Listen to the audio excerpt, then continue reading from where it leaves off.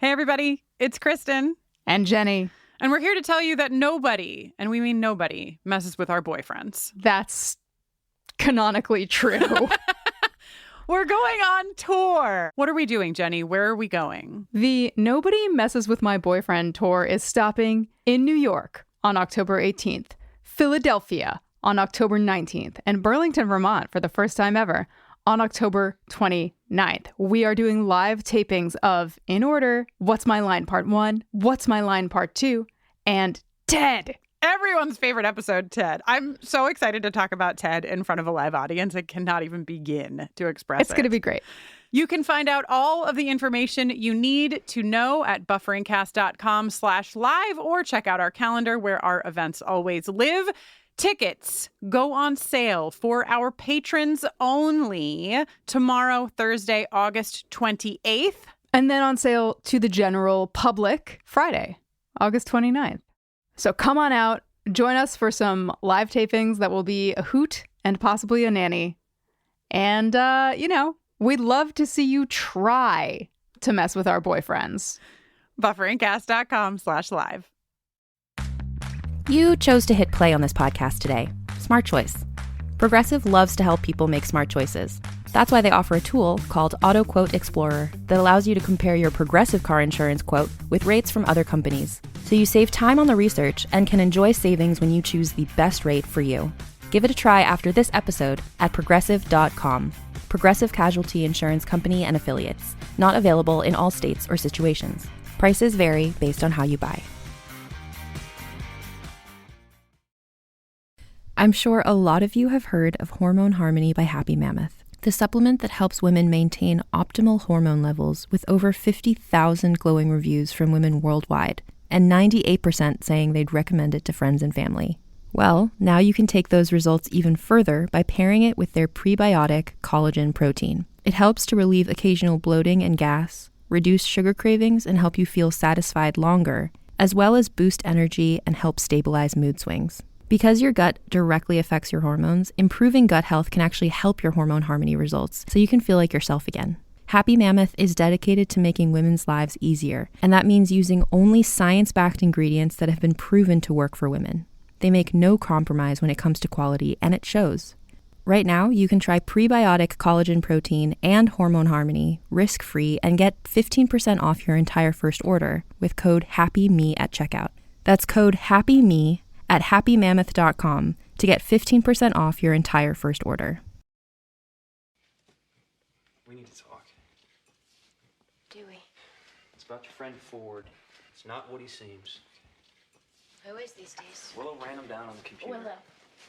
We found this address, we checked it out with Xander, and it turned out... And Xander? Wow. Everybody's in. It's like a great big exciting conspiracy. What are you talking about? I'm talking about the people I trust. Who's Drusilla? And don't lie to me, I'm tired of it. Some lies are necessary. For what? Sometimes the truth is worse. You live long enough, you find that out. I can take it. I can take the truth. Do you love me? What? Do you?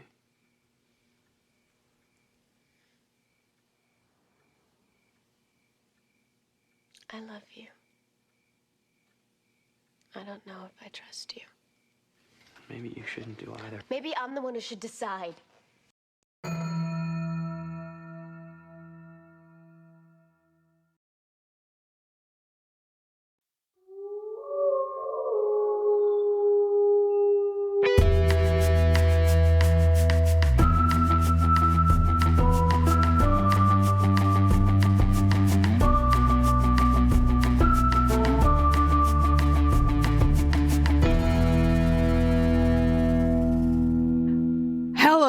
And welcome back to Buffering the Vampire Slayer. Once more with spoilers! I gotta tone that down. A podcast where we're watching and discussing every episode of Buffy the Vampire Slayer one at a time for the second time.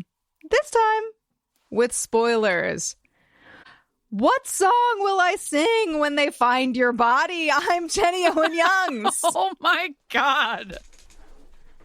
Well, I didn't say your dead body. I just said your body. I'm Kristin Russo, and I am not supposed to talk to people, actually. And yet you persist, I nevertheless. Today we are discussing, Season 2, Episode 7, Lie to Me. Lie to Me was written and directed by Joss Whedon and originally aired on November 3rd, 1997. Just 19 days before I turned sweet 16. There it is. I was already 16. Okay. This is the one where, according to IMDb, Buffy is lured into a trap by a group of undead wannabes, rude, who hope that Spike will make them vampires in exchange for giving him the Slayer. Speaking of the Slayer, let me tell you that into every generation, a spoiler warning is born. We alone wield the strength and skill to discuss things from any of the following sources. All 7 seasons of Buffy the Vampire Slayer, and the canonical Dark Horse comics, and Angel the TV series, and any related canonical comics over on that side of the line, and anything that currently exists inside of the Buffyverse, and anything that may be announced or released as we go. Are you watching this show for the first time and you're just feeling not ready to be spoiled? Hey, we have you covered. You can listen to our spoiler-free coverage of this episode, which originally aired on March 1st, 2017. Just 100 years after I turned sweet 16.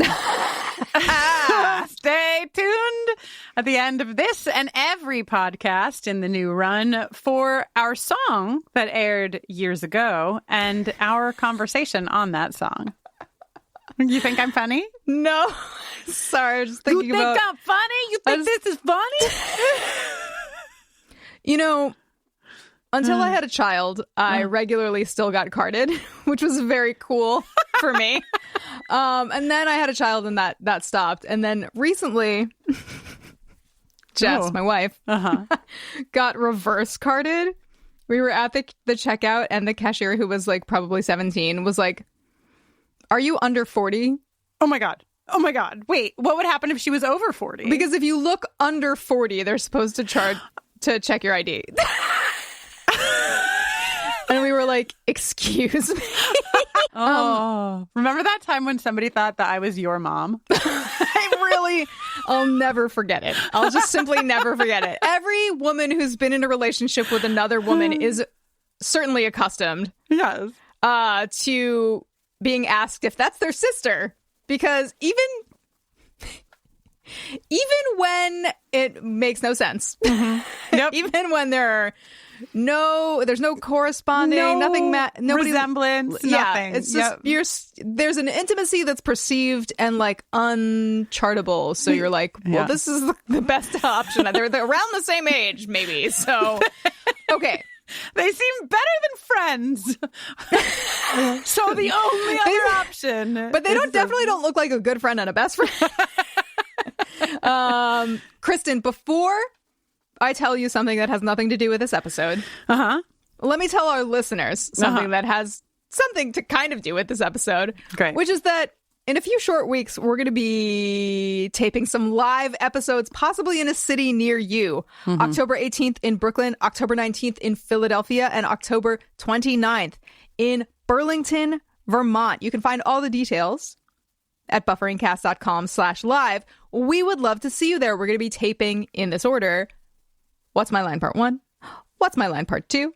And Ted, everyone's favorite episode of Buffy.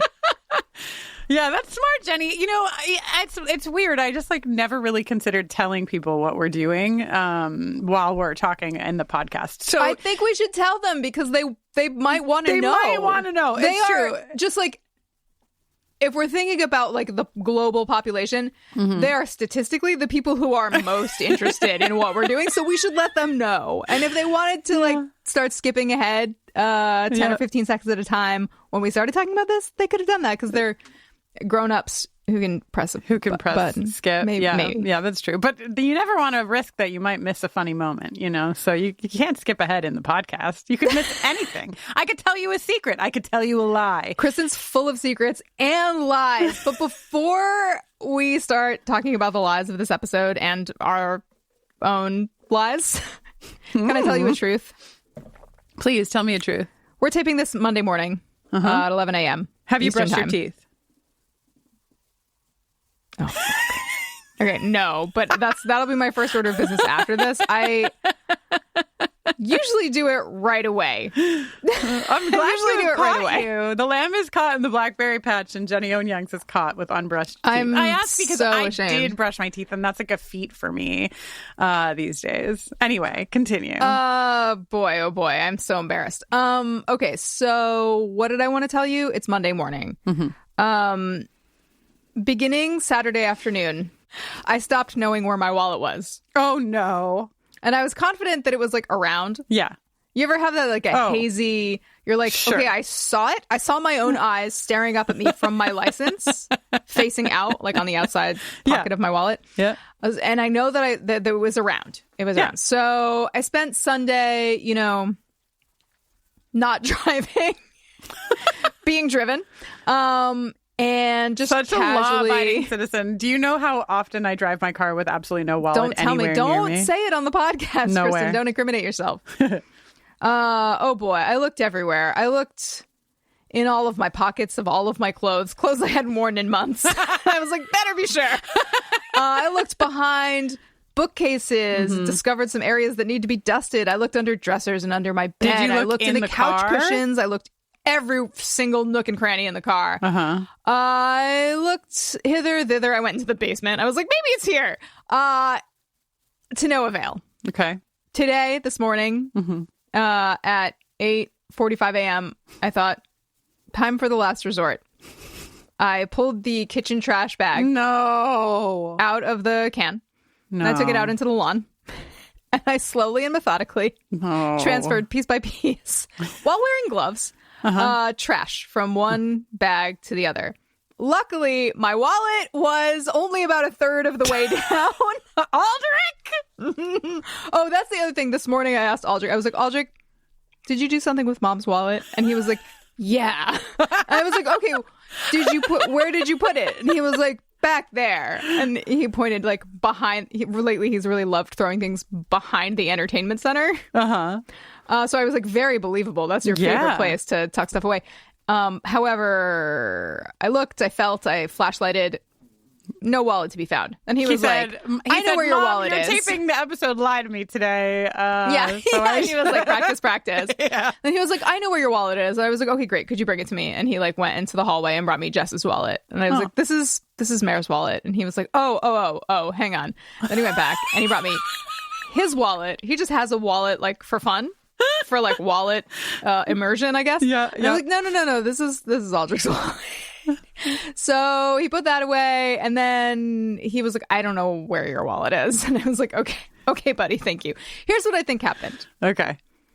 I think we ran some errands, we picked up some stuff, and I picked up some things that needed to be thrown away in the aftermath of that, and the car unloading and putting things away. I think I picked it up, and my wallet was underneath, and I just dropped it right in the trash, like a real cool guy, a smart guy with total situational awareness who never makes a mistake and is awesome. This reminds me of, and this kind of is related to the larger theme of this episode, Lie to Me. One of my very good friends has... Very good friends? Yeah, I have a best friend and then I have some good friends. Oh, good. Next layer down on the pyramid. Has 2 children, and the oldest one is about 7. And they were here and had driven basically the 7-year-old's grandmother's car. So my good friend's mom's car. And they'd driven it to my house. Okay? Okay. It began pouring rain. And we realized that the sunroof and every single window of the car was open. And we were like, oh my God, the car! Like, how did this happen? And so my good friend was like, I gave the keys to my daughter to go get like whatever. She had left something in the car. I like really didn't think that she would like press any buttons while she was in there and whatever. So she talked to her daughter. And her daughter was like, I didn't. I just unlocked the car and I just got the thing. And my friend was like, luckily she didn't push it too hard, but she basically was like, I'm going to wait for you to like tell me the truth. Right. So they get back to Grandma's house. My friend tells what happened. And Grandma says, oh, well, there's a feature. Why this feature exists is beyond anyone's imagination, where if you hit unlock twice, all the windows open. Why? I know. Why? That's a terrible feature. That's really, I buried the lead, is like, what the fuck kind of feature is this for your car? But so my friend was like heartbroken because at a couple of moments, like her child had been crying to her saying like, Mommy, don't you believe me? You believe me, right? Don't you believe me? And it was like the story has sat with me for so long because it's just, and you know, my good friend was devastated, like on the side, not in front of the child, just like sobbing that she hadn't believed her daughter, but like had no way to possibly imagine any other scenario but this. Anyway, in an episode where we're going to talk about lies and truths and trust, and you brought up the fact that you knew that you threw your own wallet in the garbage instead of your son, it felt appropriate. And now, actually, it makes sense to tell people that we are going to try to go off the rails. And by off the rails, we don't mean talk about anything but the episode of Buffy. We've done that already. But handled. For years and years and years, we have taken the episodes of Buffy beat by beat, scene by scene. And the other day I said, Jenny, perhaps we've done that enough. And perhaps we would be served to simply have a blast and talk about our favorite show on television, Buffy the Vampire Slayer. And if people want a scene by scene breakdown, they actually have that already. It's already available. Yeah, you can go back to Lie to Me for beat by beat, Kristin and Jenny. An argument could be made for us starting this on season 2, episode 7, because I feel like this is probably around the time we started to know how to make a podcast. Yes, I had the same thought. I was like, this is probably also when the podcast started getting good. In the original run, no offense to former us, but like, you know, we had really gotten our feet underneath us by now. And I also think that it's going to open up some space for us to talk about things that we don't often have space for because we're like trying to take you through each beat of the plot.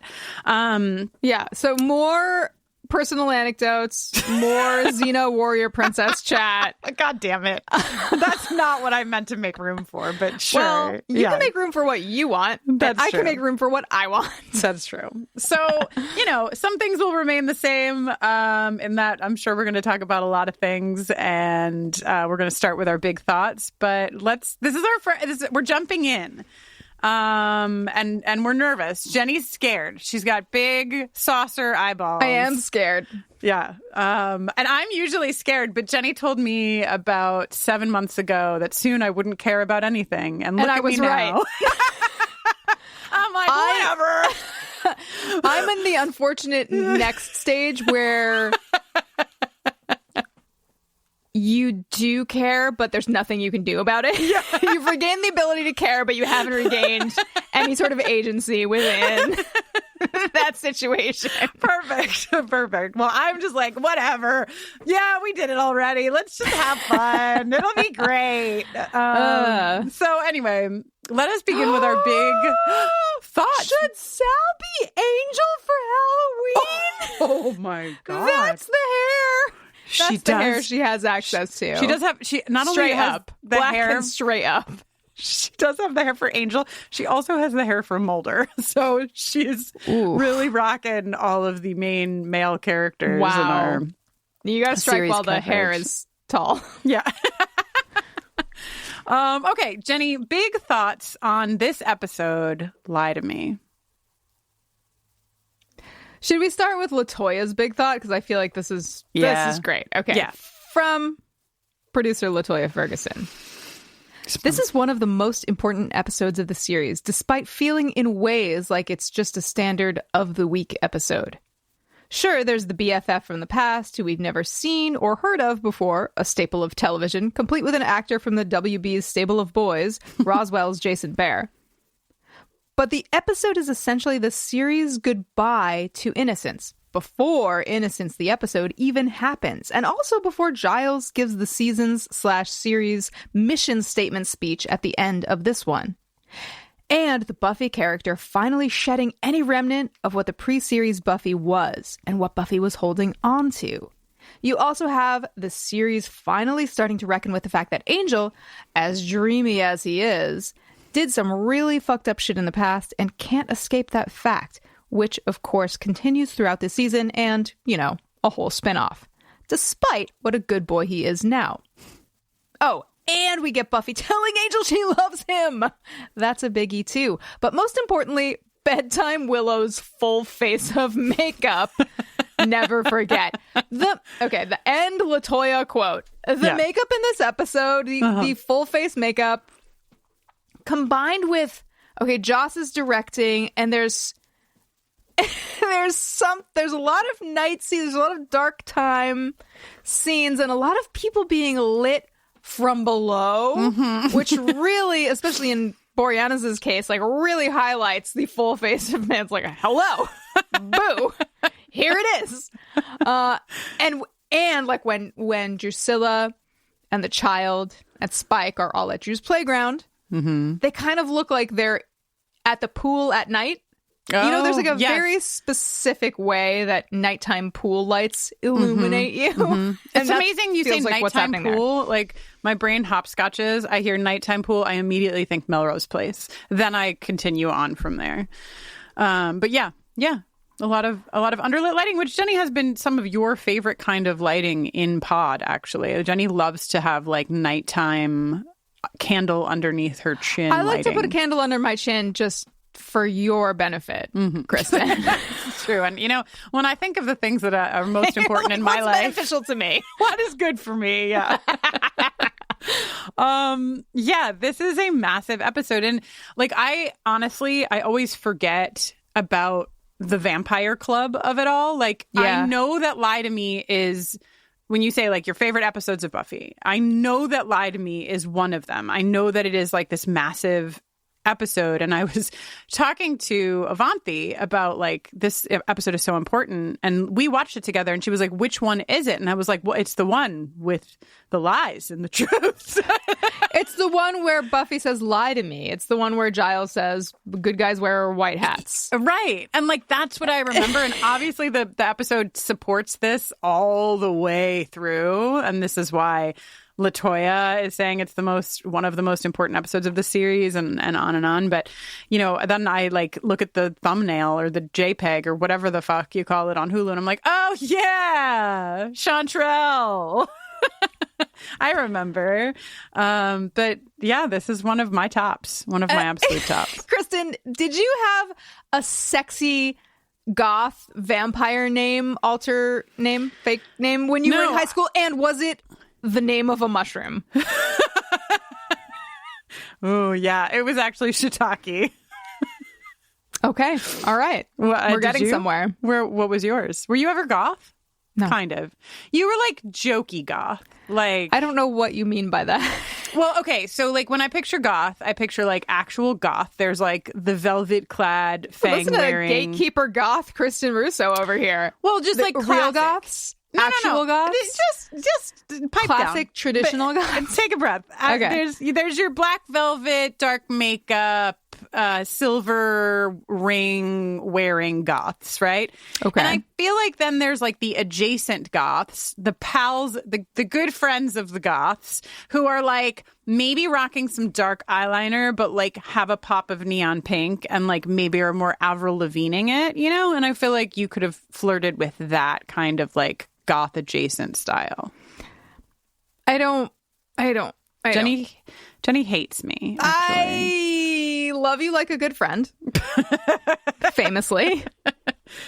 I compiled a list of the lies, and I actually forgot a really important one that LaToya added in for us. So let's go down the lies, shall we, Jenny, before we dive into the unknown format of this podcast episode? I'm ready. What are the lies? Buffy thinks that Angel is lying, right? First beat, really. Sees Drusilla and Angel at the playground and is like, what the fuck? Then Angel actually is lying because he does not tell her about Drusilla. Yeah, where's the differentiation for you between Buffy thinks Angel is lying and Angel is lying? Okay. I'm just curious. It feels like one lie to me. No, you're right. But I think Buffy thinks that Angel is like, has another girlfriend. Like, you know what I mean? Like, she's thinking the lie is that Angel is meeting up with a woman for sexy times.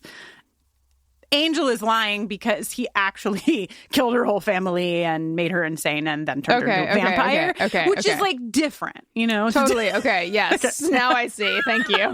You're welcome. Ford obviously is lying throughout the episode, not discussing his health diagnosis. He is dying of a brain tumor. He is not going to Sunnydale High School. He wants to become a vampire and doesn't give a shit if all the people in the vampire club die as long as he gets to live. The lies are long for Ford. Willow, Xander, and Angel are lying to Buffy. Oof. As a team. That is the lie. And we can talk about different lies if we want, but that's the lie that hits me hardest. My biggest nightmare lie is all my friends are in on it and I'm not. Fuck that kind of a lie. Nightmare. Giles, lying to Jenny Calendar, didn't tell her that he liked monster trucks while they were at the monster. He didn't tell her that he didn't like monster trucks. Oh, sorry. But maybe the truth is that he did actually like it. Maybe it's a layered lie. Shout out, by the way, to I'll put myself in your hands, Jenny Calendar. That sounds like fun. Maybe the sexiest moment of the episode? Question. Doesn't sound like any of my business. They're faculty, Kristin.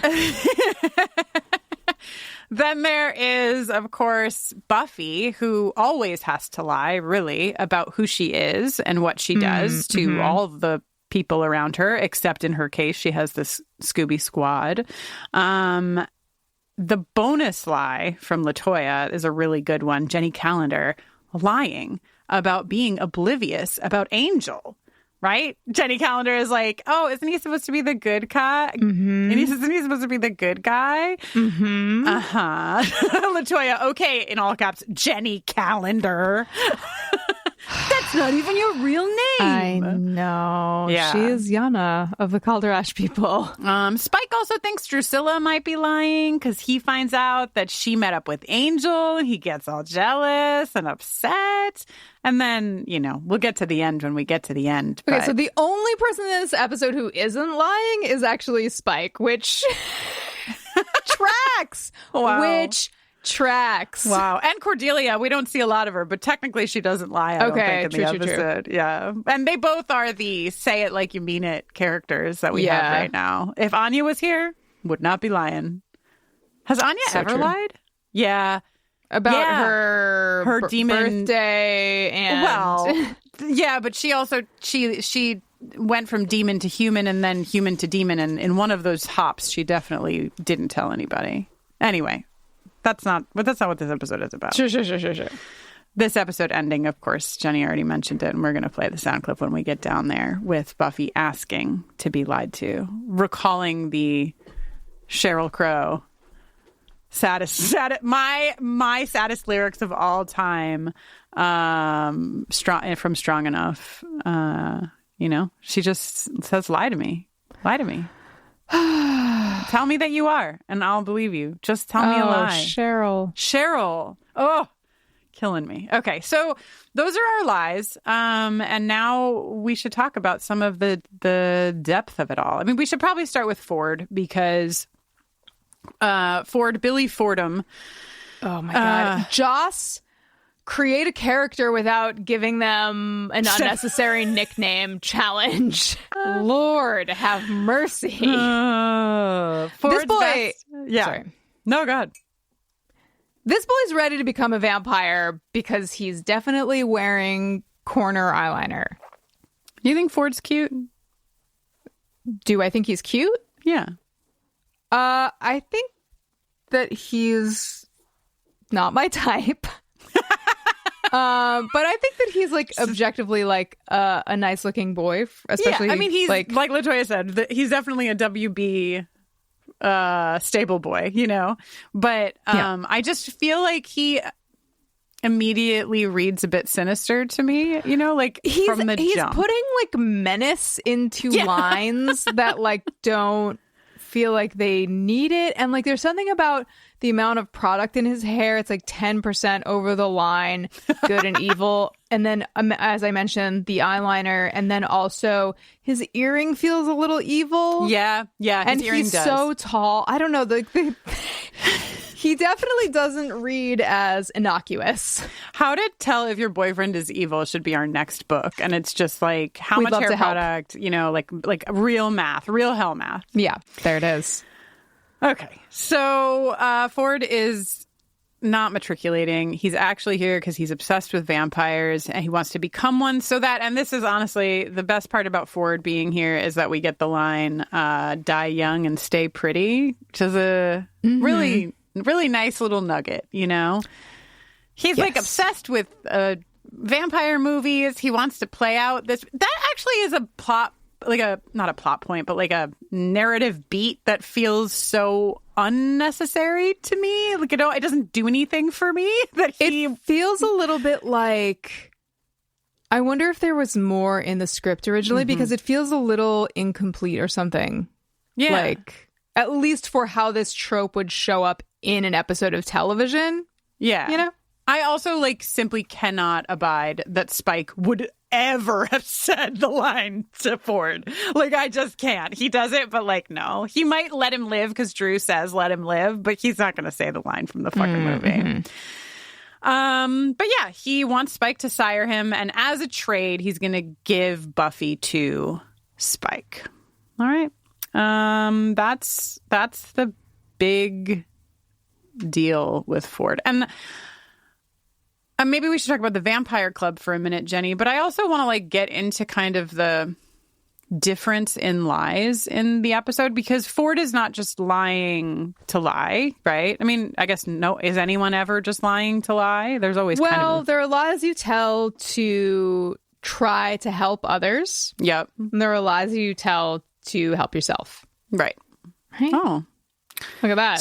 Sometimes you just cut right to the quick, you know? Yeah. Yeah, and this is a lie to help yourself, and it's complicated. Ford's lie is, it shouldn't be complicated, but it is because he is dying. So the stakes are especially high for him, and no matter which way this goes, unless he becomes a vampire, I mean, technically he'll die as a vampire too, but he'll stay pretty.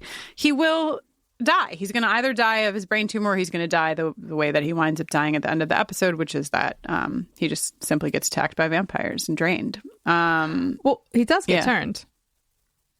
He does? Yeah, that's where Buffy is waiting at the end of the episode.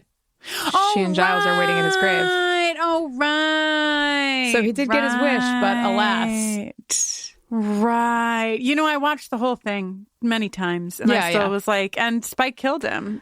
So Spike honored his promise. Wow, that's a whole other thing. Interesting. He not only didn't tell a lie, but he also honored his... Well, I guess honoring his promise is support to Spike didn't lie this episode. Yeah. But yeah, I think, Buffy's having to reckon with the fact that, this is a horrible lie. He was willing for all these people to die, but also he was her friend, and he's lying because he's scared, like she says at the end. And this is... Yeah, but sentencing 10 other people to death so that you can die young and stay pretty? Never okay. Never okay. Never okay. Kristin. It just feels like you're of all, it's something that goes on all the time. It's a very common occurrence and it's never okay all of the times that it happens, which is often. Jenny, you have written in this section, Buffy condemns him to death, ? Right? So I don't know if we covered that in this conversation yet, but what did you want to say about that? Well, I just think it's very unslayerly from what we see of her. She traditionally, we wouldn't expect Buffy to leave a human locked in a room with a bunch of vampires. Right. No matter what he had done. Right. But if I may counter, please. Because I think that what Ford has told her, the biggest piece of his description of why he is so scared is not only dying, but being unrecognizable by the time he dies, right? He has clearly stated that probably he would rather die, I think, right now than go through what he's about to go through. He has a very short time of living left. He's at least presented it like he has no chance of survival. And, I assume Buffy thinks that he's just going to die when she leaves, but he also has the chance of, either way, he's going to stay pretty, to use his words. So I think that, I think it's different than just sentencing him to death. I think it kind of gets into the terror. I mean, he didn't ask for assisted suicide, but it gets into that realm of, he's going to die no matter what. And so would he want to go like this or would he want to go like that? And I think the answer is very clear that even if he gets dusted, he's going to want to go like this. And she has sort of some amount of control over the outcome of that situation of him being turned. So that's true because she knows. Yeah. She takes it on faith though, that he won't be absorbed into this, but Spike and company could have taken Ford with them. Yeah. That's true. Their newest crony. Protected him. I mean, given the quality of vampire that Spike is regularly employing / keeping company with, I feel like it's kind of weird. I don't know. Ford made him recite movie lines, so I don't. Yeah. I just feel like he could have gotten some use out of the kid. Yeah, that's true. But either way, I think it's interesting. It's interesting. All right. Yeah, you had right in your next note. And then has to stake him after he rises. Kristin Russo, not paying attention. Kristin, have you ever thought about listening to what I say or reading what I write? I've thought about it. And you know what they say, Jenny? It's the thought that counts. They do say that. They do. I'm counting it. Okay, let's talk about the Vampire Club, which really sadly is not given a name. It deserves a name. Oh, it's the Sunset Club. Oh, God damn it. So at least I don't listen even to the episode of television. Yeah, it makes me feel a little bit better that it's not just me. Jenny, would you or would you not have gone to a vampire club in high school if you knew that one existed? I don't think so. But if a girl you liked was going, then would you go? I would be there. Of course. That's, I would what go. If, she needed something. Saving. Yeah, what if there was an opportunity for me to do a little horseback rescue? You would go, but only if you could tether your white horse outside the door of the Sunset Club. That's kind of the condition for me. I always imagine that your horse would be white in this scenario. Nice of you. I always let me just look up really quick before I put my hoof in my mouth. Oh, wait. That ain't right. Hang on. Okay, it's not an Appaloosa. Hang on a second. What kind of horse is... Oh, wow. I always imagine myself riding a Palomino. Palomino? Tell me, describe it. Paint me a picture with your words. White mane. Okay. Yep, that's how tan I with a white pictured mane. Actually... I can't believe I'm only making this connection right now. Let me just double check. Wow, this is so telling. I know. I can Get ready see to through see my entire ass. Yep. Okay, guess who rides a Palomino? Xena Warrior Princess. That's right. But it's not my fault or Xena's fault that Palominos are so stunningly beautiful. Gentlemen prefer blondes. Yeah. Oh my God, how embarrassing. Okay. I'm ready. Yeah, you know what? You just actually gained some traction on making a Xena Warrior Princess podcast. Why? Because you cited the possibility for my embarrassment. You were like, exactly. Okay. More of this, please. Interest peaked. Okay. Okay, let's talk about Chanterelle. Chanterelle. I had a dream and she was actually in it the other night, but her name was Chanterelle, but her name was Chantilly? Chantilly. Yeah, my brain obviously couldn't remember her name from this episode, and so it made it Chantilly. Okay, you know what I always think about? Oh, okay, there's a song called Chantilly Lace. Yes, I know.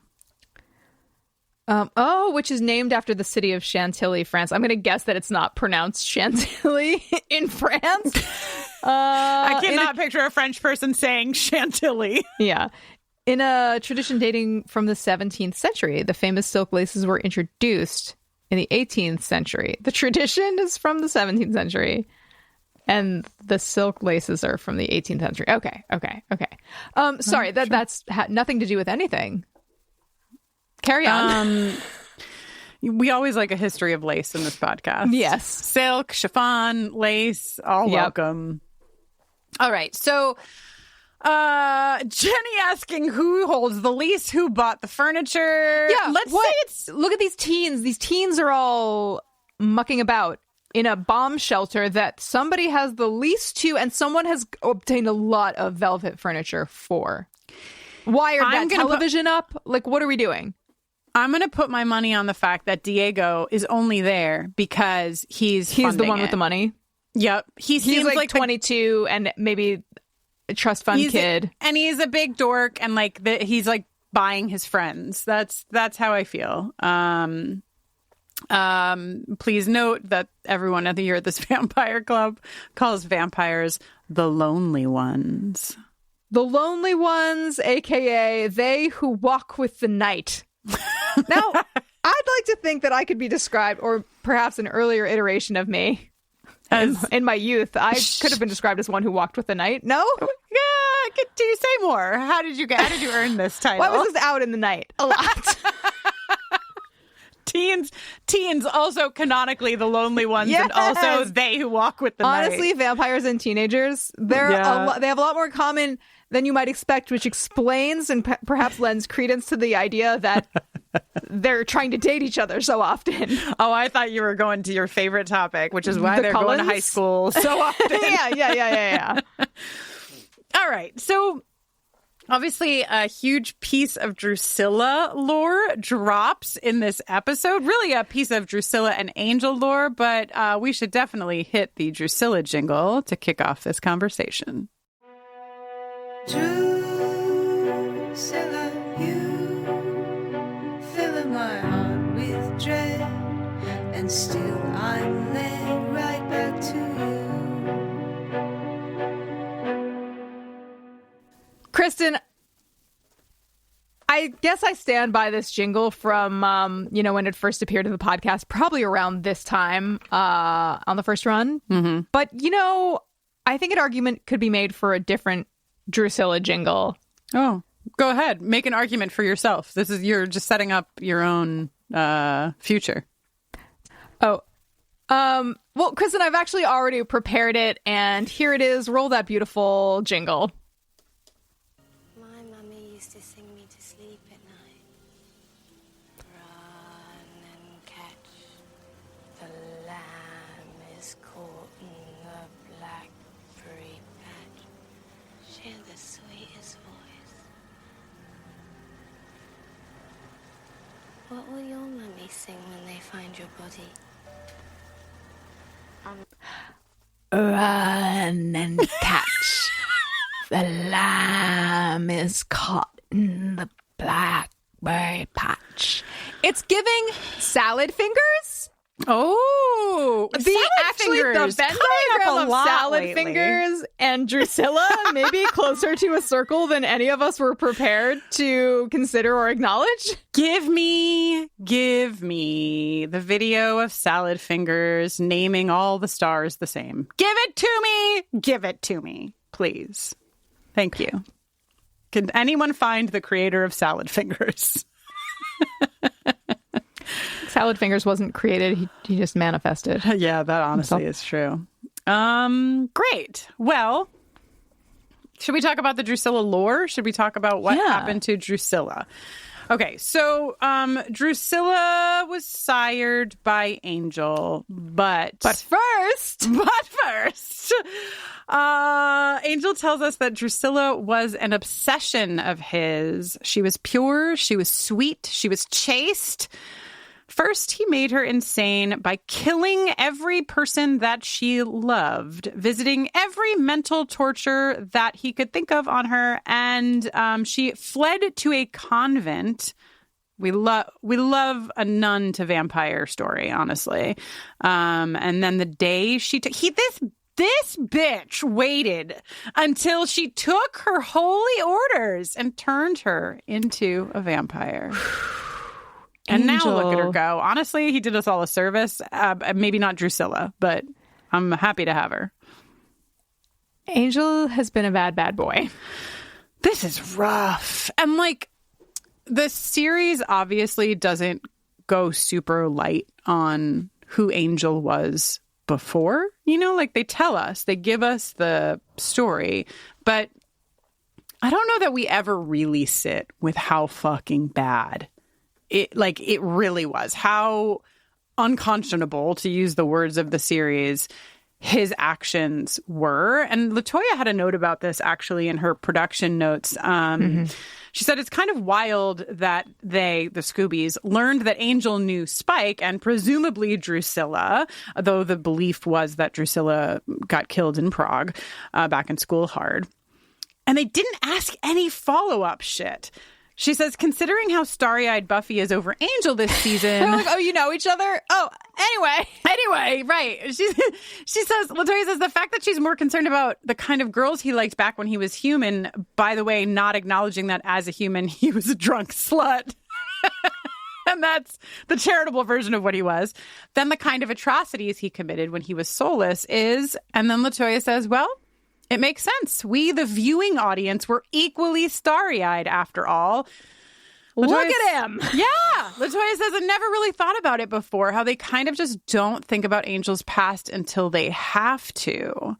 And so, like, I really think, because, yeah, good point. And I also didn't think about it, and I'm sure many of us didn't. But the Scoobies know that Angel has been a very, very bad boy in a very real way. And we only start unearthing it now. And really barely. Like, we will unpack Angel's actions from now until, like, the series Angel begin. Like, it's not like we get them all in one big pile, you know? Like, and till it ends. Till the end of Angel. Yeah, exactly. Hey, everyone. Kristin here. As many of you know, I am the new parent to a 6-month-old baby, and between work schedules, summer plans, and having a baby, sometimes I have a couple of minutes at most when it comes to dinner time. Factor has helped me eat smarter with their delicious chef-prepped meals. They're dietitian approved, they are delivered to my doorstep, and now they have more than 65 weekly meals. It's not just me and my wife and my 6-month-old. 97% of customers say that Factor helped them live a healthier life. The variety means you get to choose from a wider selection of weekly meal options, including premium seafood choices like salmon and shrimp at no extra cost. Also, this isn't just for dinner. A lot of times, lunch is the meal that you just cannot figure out. Having options of healthy food to eat ready for me in the fridge has really changed the shape of many days. Eat smart at factormeals.com/buffering50off and use code buffering50off to get 50% off your first box plus free breakfast for a year. That's code buffering50off at factormeals.com for 50% off your first box plus free breakfast for a year. Get delicious, ready-to-eat meals delivered with Factor. Offer only valid for new Factor customers with code and qualifying auto-renewing subscription purchase. Hey, it's Paris. You know I love sparkly things, right? Like stars. Duh. And thanks to Hilton and AutoCamp, I just slept under them. Picture me serving looks by the fire outside my luxurious Airstream, making s'mores with the kids, while a national park is our backdrop. The great outdoors meets Hilton hospitality. That's hot. Explore all the new ways to stay at Hilton.com. Hilton for the stay. Kristin. Jenny. When Giles is flipping through the diaries and reveals that Drusilla was a sometimes paramour of Spike and killed by an angry mob in Prague, there is once again, helpfully, a sketch of olden times Drusilla. Buffy, did we learn absolutely nothing last week from Didn't we learn to just like not concern ourselves with olden time sketches? Also, do you think that they had an olden times sketch maker and they were like, while we're paying you for Halloween, could you just draw this other olden times woman? Yeah. Do you think quick? Do you think that the olden time sketches, also, just so you know, in my mind, and not to make you fact check this, but in my mind, it was an actual, like, oldie-timey photo of Drusilla. Oh, I'm sorry. You're right. I am right. Oh. Jennifer. Yes. I'm right? I'm fired. Sorry. Play the Kristin is right jingle. That jingle doesn't exist and it never will. So, wait a minute. Hang on a second. I guess that photo could have been taken any time since she I figured existed. It was right. All right. Well, sorry. Have we learned nothing about making assumptions of various renderings of olden times women in the Watcher's diaries? Buffy, don't worry about it. It's not your concern. I guess it had to be a photo so she could definitively say that's her. Because as you recall, the olden times sketch lady could have been anyone. That's true. Last episode. What if all of olden time sketches were just caricatures? Like the only sketches... No, just stick figures. Stick figures, yeah. A stick figure, or like if you had a larger chin, your chin is giant and you know what I mean? Like they're just the everything exaggerated. And I don't want to offend anyone in our listenership, but I'm anti-caricature. Go on. Not anti-caricaturist, but anti-caricature. You feel, yeah. I just don't want to know what sticks out to you. You know what I mean? This is rude. I hope. Okay. Once I played a show many years ago with a bunch of other artists, and after the fact, I went to the diner with somebody else who was on the tour to like get some food, and somebody who had been at the show was eating near us at a table and was like, I'm a caricaturist and I just drew this of you while you were eating. Oh no. And my friend and I were both like, what the fuck? Because it's just like it was an unflattering mirror that I did not ask to look into. Caricaturism should be strictly opt-in. Yes. And I was like, are you trying to befriend me right now? Because this is simply not the way. I don't want, like I said, I don't want to know what sticks out to you. I have enough going on. Yeah. I think enough bad thoughts about me. I don't need any help. I need no assistance. Maybe caricatures should be reserved for the Cordelias of the world. Yes. Somebody who needs like just a slight reality. You just need to like let air out of the balloon ever so slightly. Right. Or just someone who would like anything that was ever drawn on a caricature of them, you know? Oh, true. Oh, you've accentuated one of my favorite features. They're all my favorite features. Also, when we talked about Yellow Jackets, Jenny, there was like a horror movie in one sentence, and it was like something about how, like, you know, Shauna didn't bring her makeup, but she did. It was right there. I can't remember what the sentence was, but it was spooky. It was a horror movie in one sentence. And you just gave me horror movie in one sentence when you iterated what that person had said, which was, I drew you while you were eating.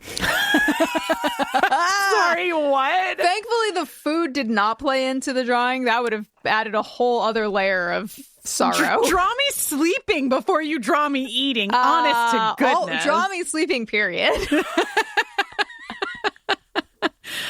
Oh, God. Okay. Also, Drusilla. This is important, right? Drusilla is a seer. And I think, if I remember the lore correctly, Drusilla was always a seer, right? Like, it was... I think that she, like, had a gift which drove her to really embrace her faith. Yes. In like I think that like she was seeing visions. Like she thought she was seeing visions, like Catholic visions, you know. Catholic visions, or maybe demonic visions that she was trying to escape via Catholicism. Okay, well, you know, we don't know everything. We know a lot about Buffy the Vampire Slayer, but even we can question sometimes. I mean, but I'm pretty sure that Drusilla had visions before. Like, this was part of her that sort of carried over to Vampire Drew. Yes.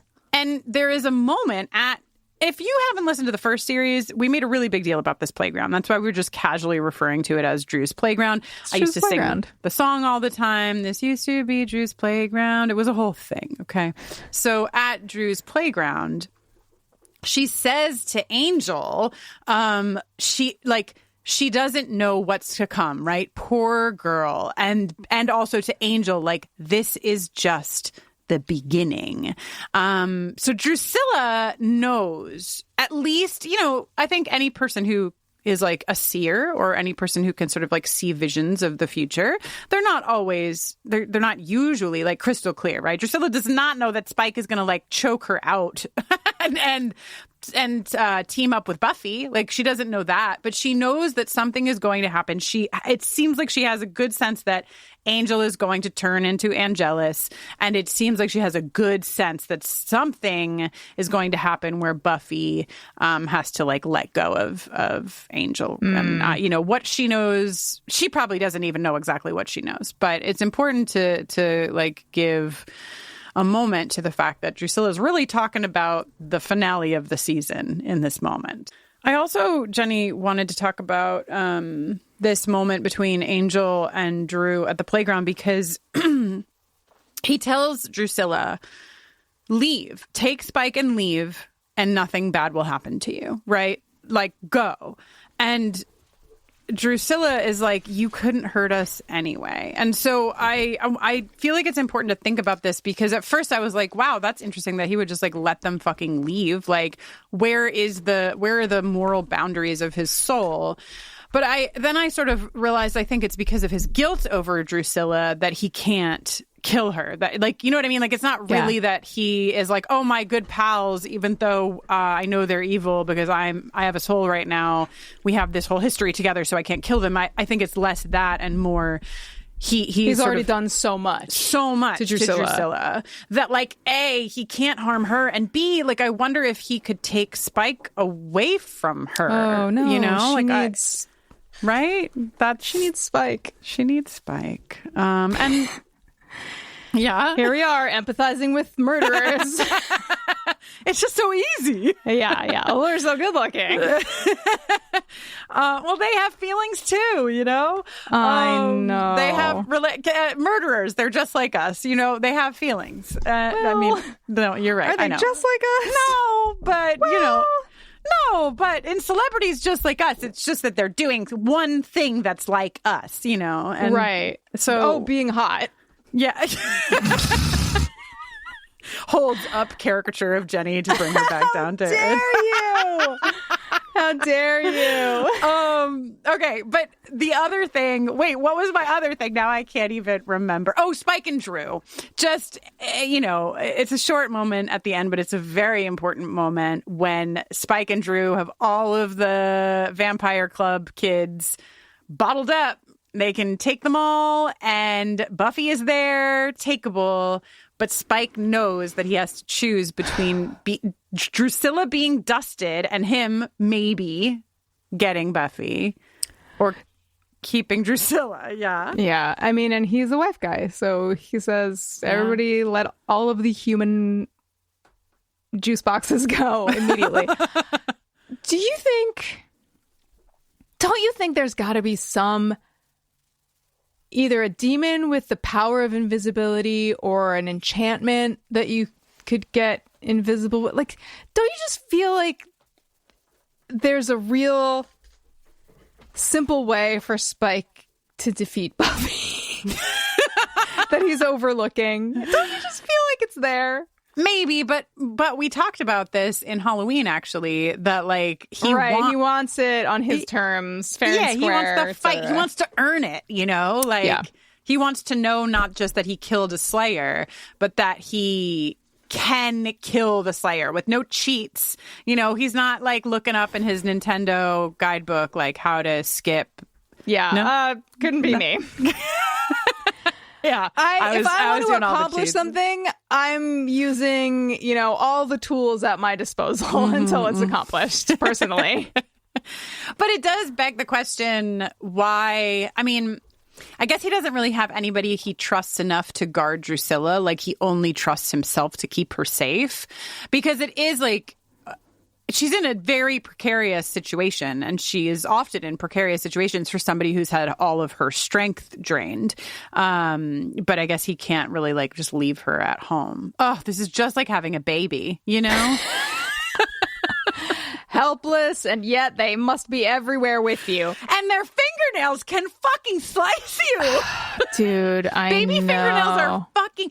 Yo, yesterday Sal stuck her entire finger up my nose so quickly that like I like didn't see it coming, and it was in there and just I have small cuts. The other day Avanti was like, "Are you like bleeding small amounts at night?" Because I noticed blood on the pillowcase, and I was like, "I think it's just from all of my like Sal scratches." Yeah, dude, there was an extended period of time where Aldrich would just grab a fistful of my face. Yes. You know, and you're like holding him, and you can't like just. If it was anybody else, it was anything else, I'd be like, ah! Dropping him wouldn't even serve you, even if you didn't care about him, because your face would go. Yes. You had to like bring them closer, and I've noticed that the worst regions. Avanti got an eyelid grab this morning, which is pretty bad. But the skin right between your nose and your eye, it sends you to the fucking moon. Okay, anyway. That's a little sidebar on infants and vampires. How alike they really are. A lot in that Venn diagram overlap, truly. Did we miss anything in the Drusilla section? I just want to make sure we didn't. I don't think we did. How many birds do you think she's had in that cage? 4. I think she's gone through 4 since they've arrived in Sunnydale. Yeah.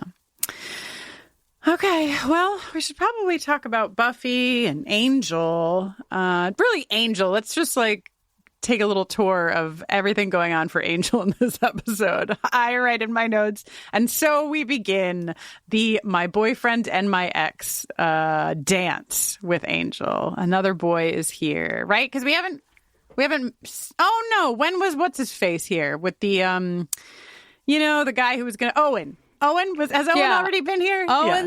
Owen was in season 1, Kristin. Listen, let me just take one quick sidebar to tell you my experience of watching season 2, because it has truly like shaken my brain inside of my skull. Okay. I'm watching with the pod, obviously. So in that iteration, I'm up to Lie to Me. We watched over the summer the whole series. So we just last week watched the finale, Becoming Parts 1 and 2. With Avanti, I am currently up through Ted. So I have no idea. Yeah, you don't know what's going on. Okay. Like, Owen, is he in fucking What's My Line? I don't remember. I know that Owen happened. Okay, so it's not the beginning of My Boyfriend and My Ex, but another very strong drum beat in the My Boyfriend and My Ex song, with him sort of meeting Ford and standing gloomily in the shadows. Also, Jenny. Yes. In the bronze. I think it's the same bronze hang. Angel enters, and I paused it and brought it back because I had to see it again.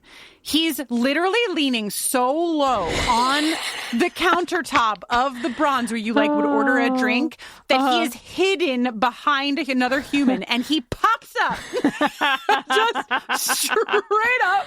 Oh, man. And then, of course, when he leaves, Willow and Xander are like, "Do you want to play pool with us?" And then he's just gone. He's just either gone or he just ducked behind some other bronze patron. He's actually just leaning back on the counter again. That's his hiding spot. Oh, man.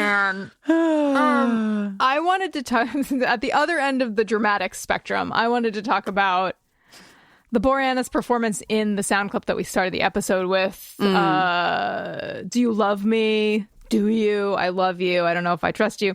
Boreanaz's face is like so still, and he's so understated in that like part of the exchange. I just like really was taking note and really loving it. And then I was thinking, picture a Salvatore brother or a Cullen delivering the same lines. They'd just be doing the most, I think. Doing the most. That reminds me of the conversation that we had. I'm just like picturing Damon being like, "Do you love me? Do you?" Like right in Elena's face. Okay. Two things. That reminds me of the conversation that we had with James Marsters back in our original run, where he was talking about the difference of being a stage actor and an on-camera actor. This has nothing to do with the Salvatore brothers or the Collins, who simply just do it all for the camera on purpose. Like that, it's not an accident. They were not theater actors. It's not because they were theater actors before. But like thinking about Boreanaz and his sort of lack of history really coming to this television show. And so it probably served him that he didn't have like a lot of theater, because James talked to us about having to unlearn a lot of that, and how like, Tony Head sort of guided him a lot through the subtlety that you could communicate via the camera that you couldn't on stage. And the other thing, whenever I say I have two things, I'm almost certain I'm going to forget the second one by the time I've said the first one. And I do think that indeed I have done that, Jenny. So, we'll let it go. Let it go to the wind. All right. Well, the only other thing I wanted to say about that moment also is that it ends, the last bit of this conversation happens in a shot that's coming in from outside the kitchen window through the translucent, like the sheer window curtain. So you've got like kind of the camera framing the window that's framing Buffy and Angel, and it's quite a beautiful shot. It really is. It's one of my favorite shots, and it's not a common shot. I don't know my math here, but I don't know that it ever happens again. Let's make broad sweeping statements about film and television.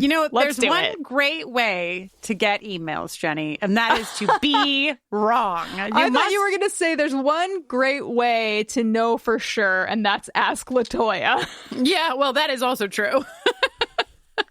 All right. Well, let's please. But honestly, God. LaToya loves when we're wrong. Loves when I'm wrong.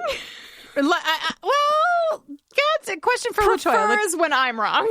LaToya, do you like it when Jenny is wrong or when Kristin is wrong more, or are they equal in your eye? Also, LaToya, do you think I am a cool guy? Also, LaToya, do you miss us? We miss you. We do, always. I wish I could roll up on LaToya's bedroom window or door that goes to the balcony, I can't remember, and go tap, tap, tap, tap, tap, and then get invited in. Oh my God. Ours is a forbidden love. Ours is a forbidden... Allison, we're going to have a couple of Willow sound clips in this episode, because Allison Hannigan is simply giving us everything we ever needed in the character of Willow. She's really willowing it up in this episode.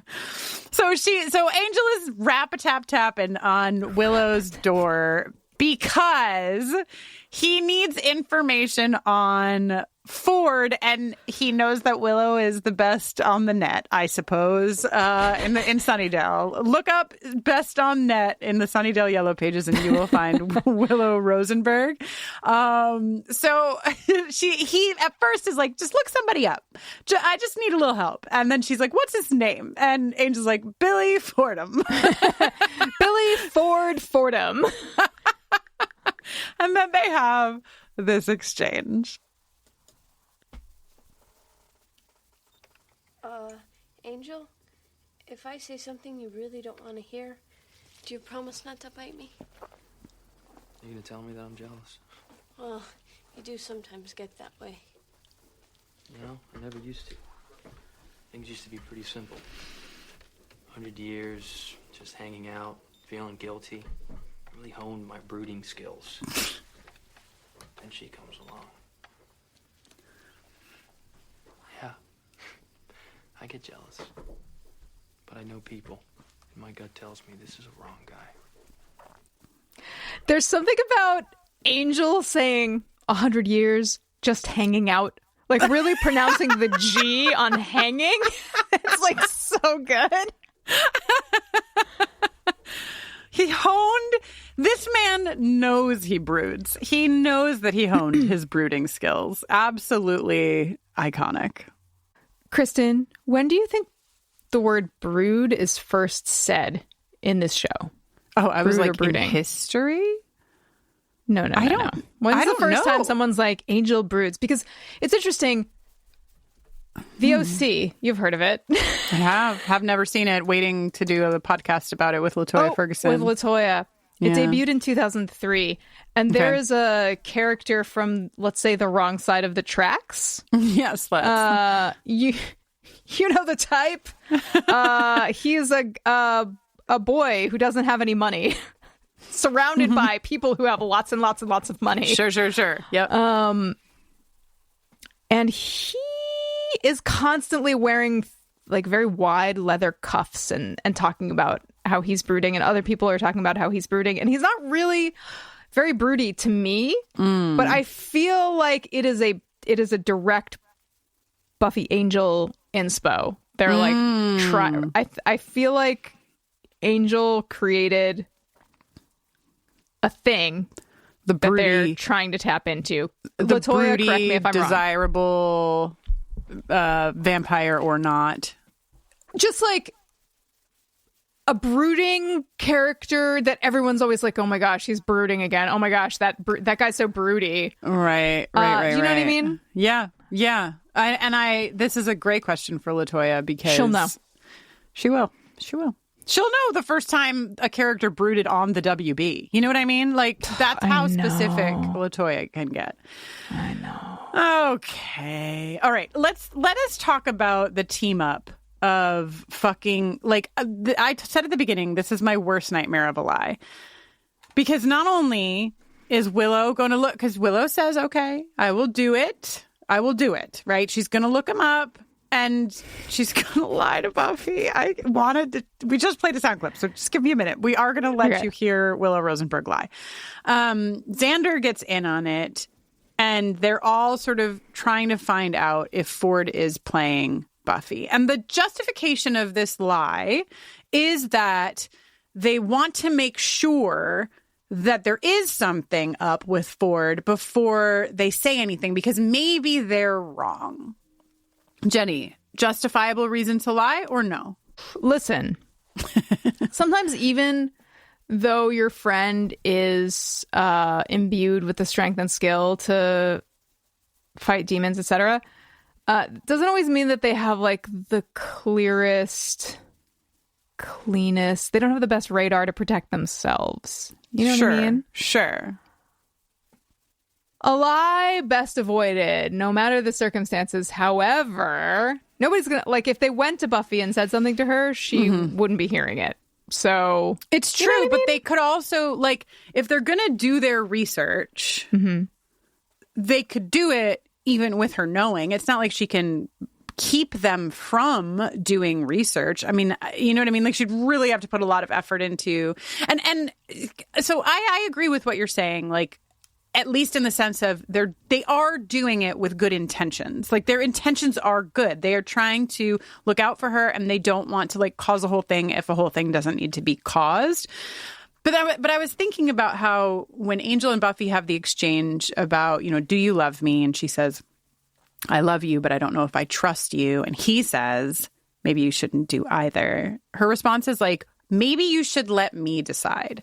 And that's kind of like, for me, the heart of this is like, even if you know your friend can't make good decisions to take care of themselves, if they're not asking you for help, at the very least, you should tell them what you're doing, right? Like, I'm doing this thing. Like, I know you think everything is fine. I don't think it's fine. And be mad at me if you need to be mad at me, but I'm worried about you or whatever. That's one thing. Yeah, I think the idea of like doing it behind someone's back is like, oh, to not like worry them if they don't need to be worried, but really it's like, so they don't get mad at you. So they don't get mad at you. And they're going to get mad at you when they find out. So. Exactly. Cut out the middleman. Exactly. I just, you know, I think, and that's why I think a lot of people, I'm a very sensitive person.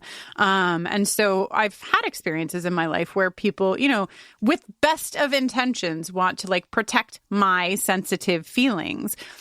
when I find out that someone has done something to protect my sensitive feelings, it is so much worse than just telling me the thing beforehand. And so, like, that's why it hits me particularly, because as a sensitive person, my sensitivities are very specific. You know, you can't really know what is going to hit me in what way. Like, it's different and it's nuanced and what have you.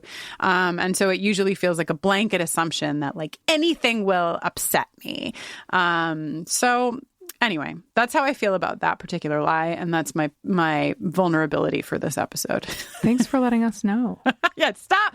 Don't fucking lie to me, Jennifer. I've never lied and I've never been lied to. And I've never actually even known anyone who lies. And I've... Wow. Just the whole thing was a lie. I've never even seen Buffy the Vampire Slayer. Where am I? Who are you? Okay. Another thing before we get to Willow's lie. Okay. Yes. I was going to say we can't miss the moment of Angel, Willow, and Xander at the Vampire Club, a.k.a. the Sunset Club, which I totally knew the name of the whole time. Shout out to Xander, first of all, casually calling Angel dead boy and Angel. Indicating, could you not call me that? Indicating that this is not anywhere near the first time. I love it so much. Also, just a quick beat too for Nicholas Brendan, because he really, and LaToya also gave him a shout out for his like dry delivery in this episode and really in this season. He is really nailing some of these lines. There's this whole bit when they're at the Bronze where he's like, "You're not wrong." He says it twice, but he just fucking nails it. Once regular style and once, "You're not wrong." It's just really fucking funny. And he deserves some credit for the performance that he's giving in this season. Okay. Jenny, do you want to talk about fucking this shit? This fucking vampire cosplay, vampire real play shit? Yeah, Angel's like, these fucking posers. They don't know anything. They don't know anything about vampires, what vampires are like, what they're into, how they dress. And as he says that, a man passes by wearing exactly the same outfit that Angel is wearing, which honestly, pretty basic, predictable 90s vampire masquerading as a person, kind of fair. Wearing a blood red button-up shirt, black pants, and a long flowing black leather duster. Absolutely fucking epic. Just epic. Probably practicing his brood as well, you know. Will he ever get it close to Angel? Never. No one has. No one ever will. No one ever has. I think one thing that's like really special, like one thing that makes Angel special, makes this show special, is like the show's willingness to troll Boreanaz. This is actually, this is very similar to how the X-Files treats David Duchovny. Two insanely hot brunette men getting roasted by their own show on a rolling basis. God. Like, just constantly, what's the word I'm thinking of? The phrase. It's gone. It's simply been deleted and replaced by like Twinkle Twinkle Little Star, I think. They're just constantly getting undermined by and trolled by the writers, and it's great. And knowing that the show and the actor are willing to do that it just like makes it more fun than you know, a more sort of self-serious kind of version of this. Yeah, and that's it too, right? That like David Boreanaz and Fox Mulder. David Duchovny, sorry. I could only think of his Fox Mulder at first. They're both, at least they both seem to be guys that want to have a good time with that.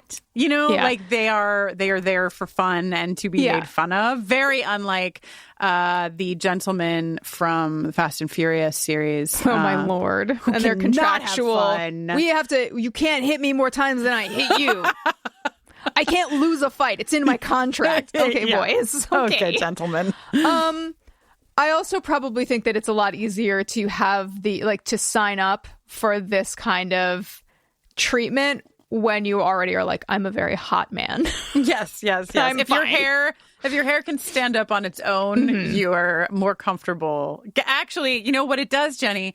When the caricature is done of you, they highlight your fucking hair, and so you don't even have to face any of your insecurities. So true. Wow.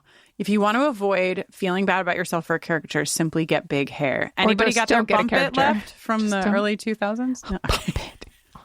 2025. How do you top your love for your cat?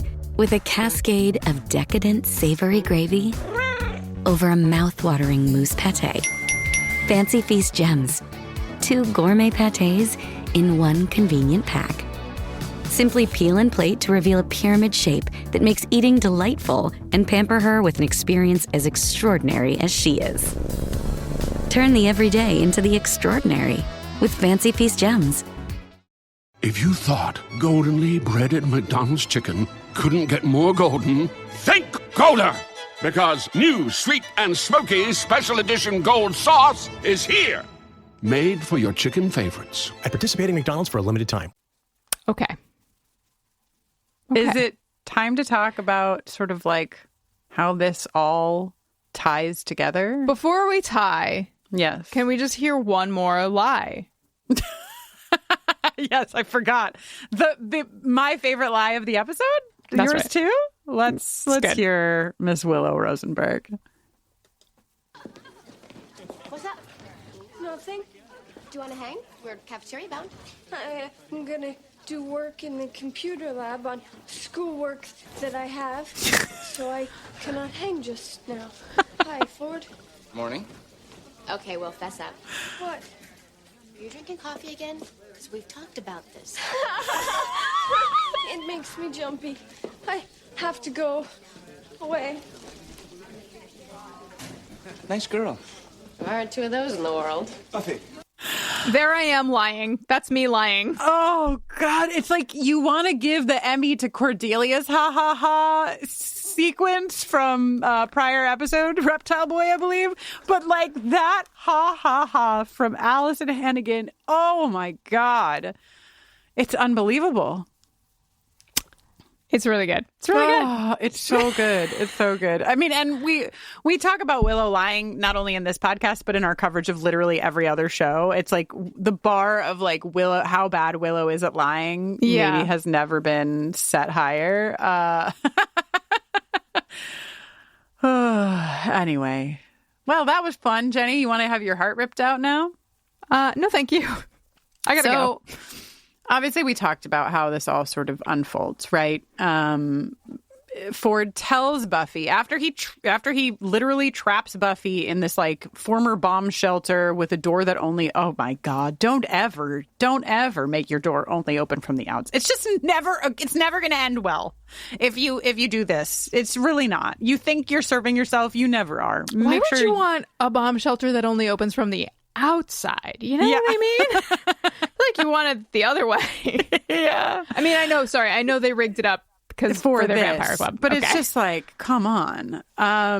So they trap her. He tricks her. He like double tricks her. Credit to Ford that he kind of like asked her, like baited her with meet me at the school, knowing that she would find him at the Sunset Club. But he gets trapped, or she gets trapped in there. And before the vamp squad shows up, Ford explains that he's dying. And Buffy gives him a chance, too. Like, really desperately, again, Sarah Michelle Gellar just, like, knocking everything out of the fucking park is just like, please, Ford, like, we can save these people, right? Please choose what is right. Do the right thing, please.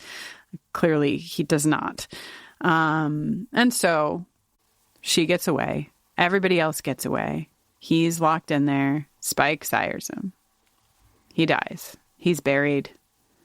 And this is the scene, right? Like Giles fucking, I don't know if I'm allowed to call Anthony Stewart Head Tony Head, but like we hear him called Tony Head so much more than not that I'm just going to call him Tony Head. And Tony, if you're upset with me, I'm sorry in advance. Tony, avid listener to the podcast. Tony, if you Tony Head, you better be in the new Buffy, because if you're not, I quit. Okay, quit. Give me an emotional scene between Buffy and Giles in the year 2027? Question mark. I guess that's when it's coming out. Anyway, Tony had you want to talk about stillness and giving the least to give the most? Mm-hmm. Jesus fucking Christ, this fucking scene. They're in the cemetery, the graveyard, the cemetery. And Ford buried. Why he's buried in the Sunnydale cemetery, we don't want to talk about it, okay? We talked about it, I think, in our first coverage. Doesn't make any sense. Who cares? It's for emotional impact, and it works. Mm-hmm. Buffy puts flowers down on the grave, and they have this exchange. I don't know what I'm supposed to say. You didn't say anything. It'd be simpler if I could just hate him. I think he wanted me to. I think it made it easier for him to be the villain of the piece. Really, he was just scared. Yes, I suppose he was. Nothing's ever simple anymore. I'm constantly trying to work it out. Who to love or hate, who to trust. It's just like the more I know, the more confused I get. I believe that's called growing up. I'd like to stop then, okay? I know the feeling. Does it ever get easy?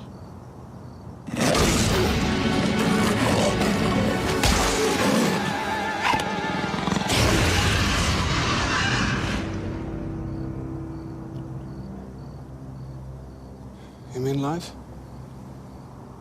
Yeah. Does it get easy? What do you want me to say? Lie to me. Yes, it's terribly simple. The good guys are always stalwart and true.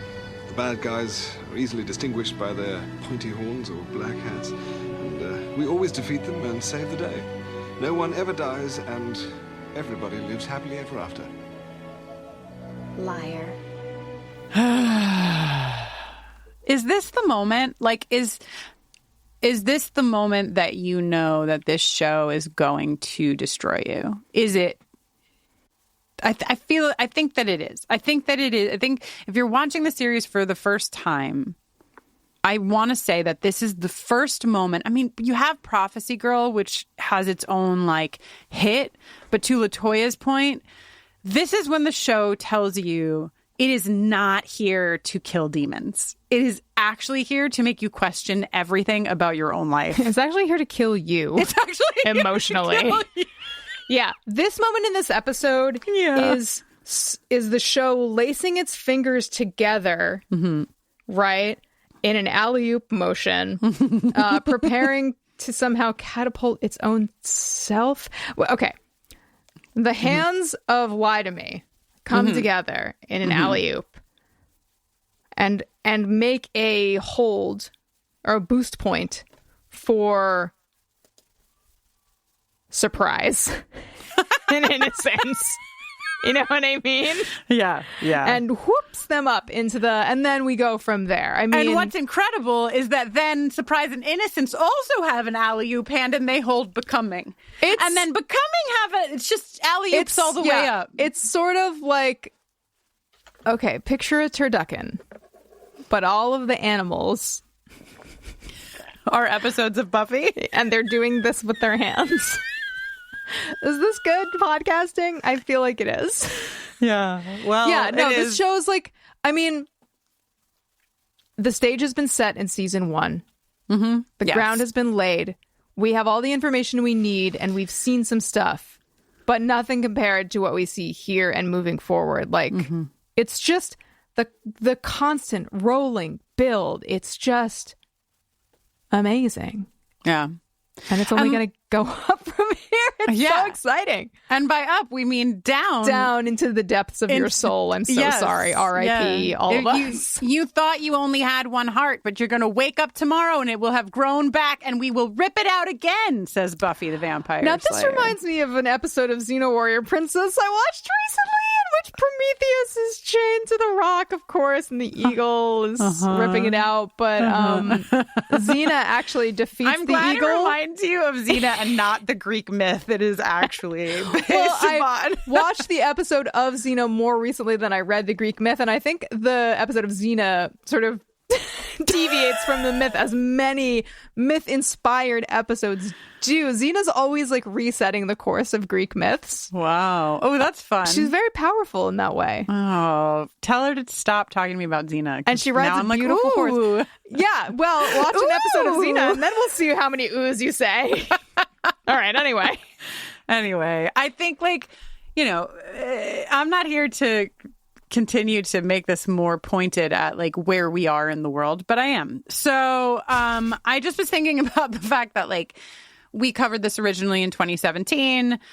We live increasingly in this world where things are chill and everything's fine. Yeah, no, everything's completely fucking fine. Yeah.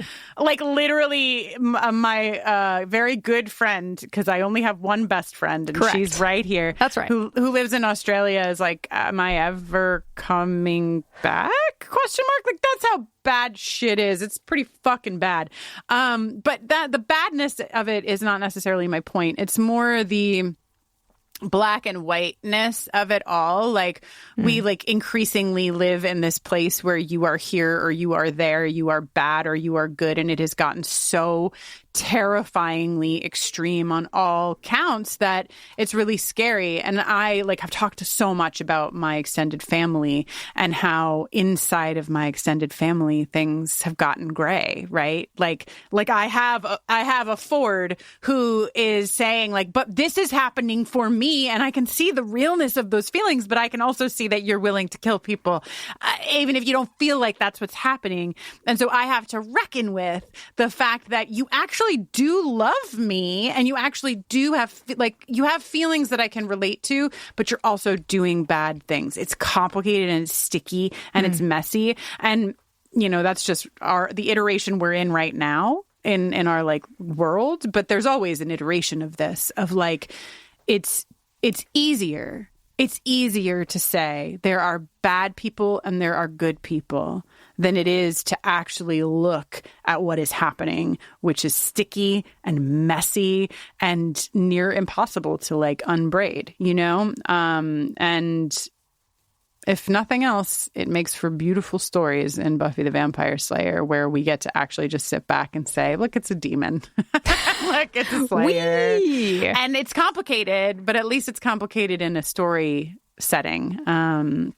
So yeah, I don't know. I don't know if I said anything or said nothing, but at least words were spoken. Well, you know what you didn't say? What didn't I say? In this episode, Buffy has a zigzag part. It's true. In our new format, we put items of note that perhaps we might not hit that we want to make sure we hit. And you're right, Jenny. One of them is Buffy has a zigzag part. Yeah. Setting the stage. Alley-ooping Tara McClay. You know? Yeah. Also, this episode has the Divinals I Touch Myself bit where fucking Buffy is playing that because she is like pining after Ford and she doesn't realize what it means. And then we get to see Willow in real time realize what the song means. Yeah. Excellent. Everyone's at the Sunset Club and the door is locked. And Drusilla is on the balcony. And Buffy looks up and is like, well, the fastest way for me to get up there is just to jump. It's just to jump like 15 feet in the air. Yeah. Incredible. From a standstill. She does it. And honestly, who's constantly breaking the laws of physics, men, and gods? Like that in a similar fashion. Xena Warrior Princess. Oh my God. Feels very Xena coded. What do you think, Kristin? Yeah, sure. Yes, definitely. But from all my research, I would agree. Oh my God. You don't even know how much happier you're going to be once you start watching Xena. And then speaking of incredibly important women who are referenced knowingly or unknowingly in this episode, we have Cordelia Chase coming to the defense of one Marie Antoinette, which we love to see. Marie Antoinette, taken from her family at the age of like 13 or 14, taken to the edge of her country and being married to a stand-in for her future husband, Louis, at the threshold of their two countries, and then being forced to leave all of her belongings because they're not French, including her dogs. I know, Jenny. I know, and then being brought on to live with Louis and basically being a child, being a child who is a child, in charge of married to a man who was in charge of a country, but who, by all accounts, I guess was like maybe a little passive, and then being blamed for like, you know, the terrible things that were happening to, I want to say the peasantry, but it feels wrong. But like that was the sort of name, the common people. The common people were suffering under their rule. There was horrendous financial inequality and food scarcity and you name it. But for this woman to become, you know, sort of like the figurehead for that suffering, the blame point for that suffering, it just ain't right. Just ain't right. Today we might have some things to say about like exploitation and okay. Yeah, no, and I actually didn't know any of that, really. Like, I just knew Marie Antoinette was falsely credited as saying, let them eat cake. Yeah, I actually said that. And it was actually, it's a misquote. It was actually, let me eat cake. This is actually just sort of a turn of phrase that was meant to signify like the ignorance that like, oh, if you can't eat bread, you can just eat cake instead. I don't, you know, it's meant to signify like I am so out of touch. Like, how much could one banana cost? $10? It's honestly that. Soon. Yeah, seriously, fuck. But I think that like Cordelia, aligning Cordelia with like the Marie Antoinette of it all, like I think she would have understood the turn of phrase of let them eat cake, like just as somebody who has the intelligence to understand that concept, which I would hope was taught correctly in the class.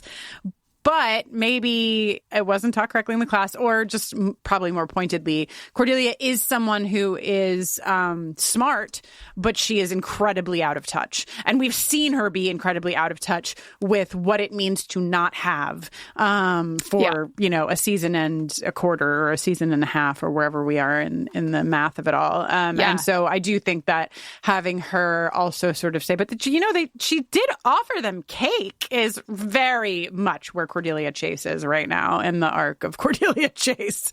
Yeah. Yeah. Well, Jenny, how did this feel? We did it. We took a jump.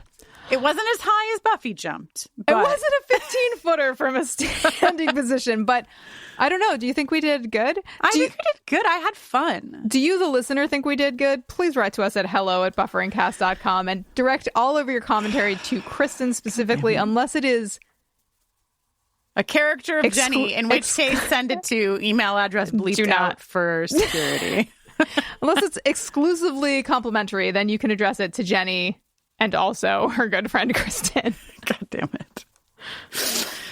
Well, Jenny, I guess you should tell them who you are, even if they're only going to email me.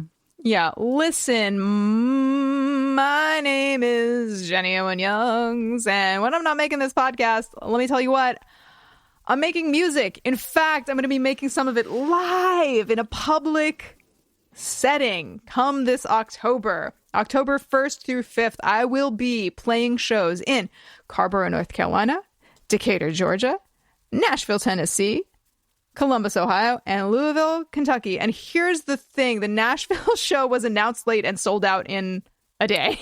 So, love to hear it. I think that's mostly because I'm playing at a venue that was featured heavily, prominently on the television show Nashville. I think all their shows sell out, but I'm trying to just forget about that and feel very cool and good on my own merits. But oh, wow. You should ask the fucking Stella sisters and Will Chase to join you on stage. Sure. I'm sure they have nothing else going on. So let that be a sign to you if you live in one of the other 4 cities that I'm playing in. Oh my gosh, ticket scarcity. Better get a ticket. Come to a show. JennyOwenYoungs.com/tour. Also, you can say hi to me on socials. Also, you can tell me that you just bought a ticket to a show on socials at Jenny Owen Youngs. Incredible. I am Kristin Russo.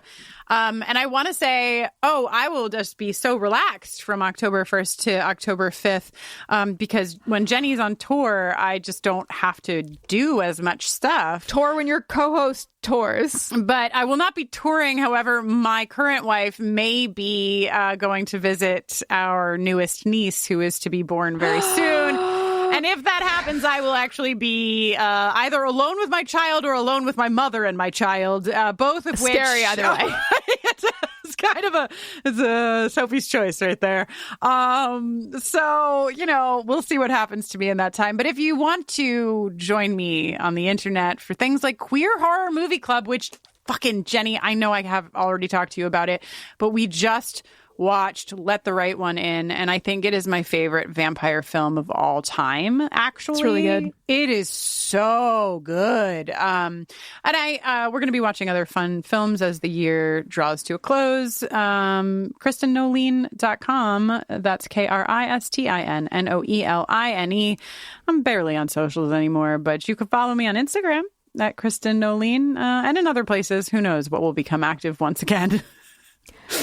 Buffering the Vampire Slayer is on socials at BufferingCast. You can also email us at hello@bufferingcast.com. And you can also come see us live in person October 18th in Brooklyn, October 19th in Philly, and October 29th in Burlington, Vermont. Get all the details at bufferingcast.com/live.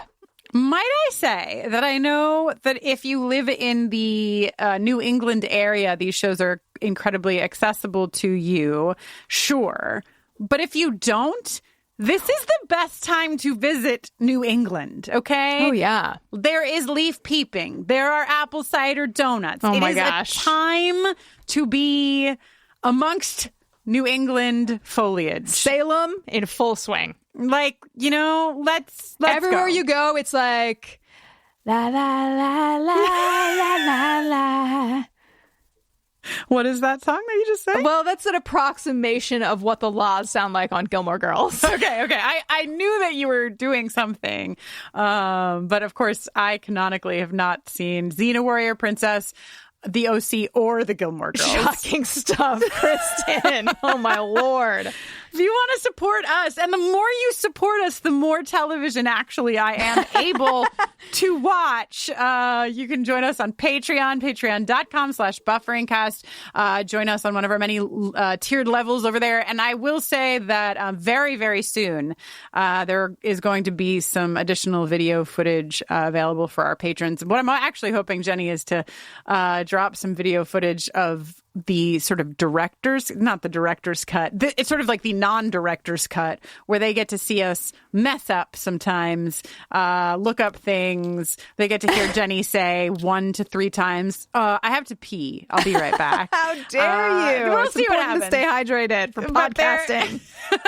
What's incredible, Jenny, is that I realized that when video footage of us becomes available, which, it might, they are going to see how much liquid I drink during a taping, and that you literally maybe never take one sip, but that you always have to pee like 2 to 3 times, and I just am fine.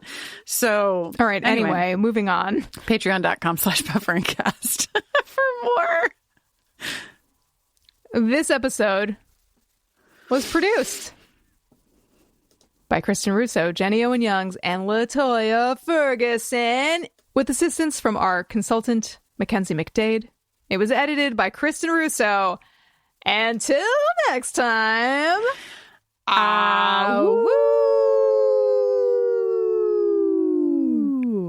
Have you ever thought about how we howl out at the end of a show about vampires? Yeah. It's perfect.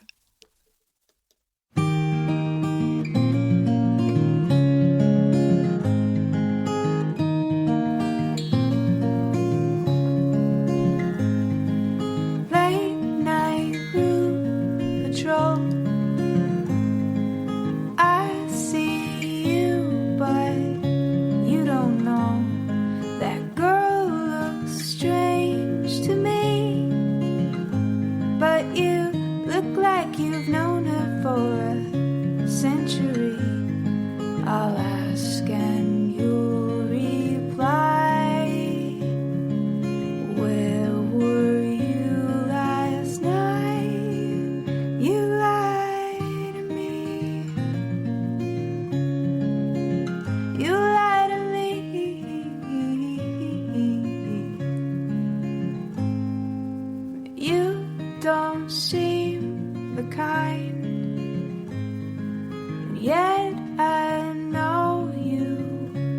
went behind my back.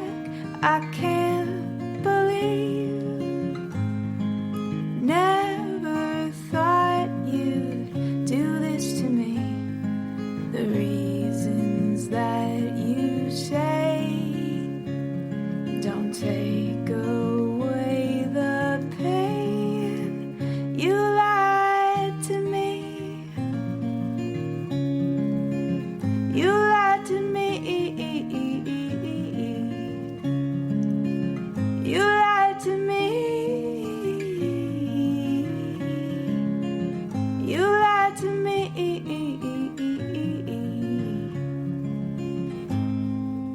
Now things get less clear.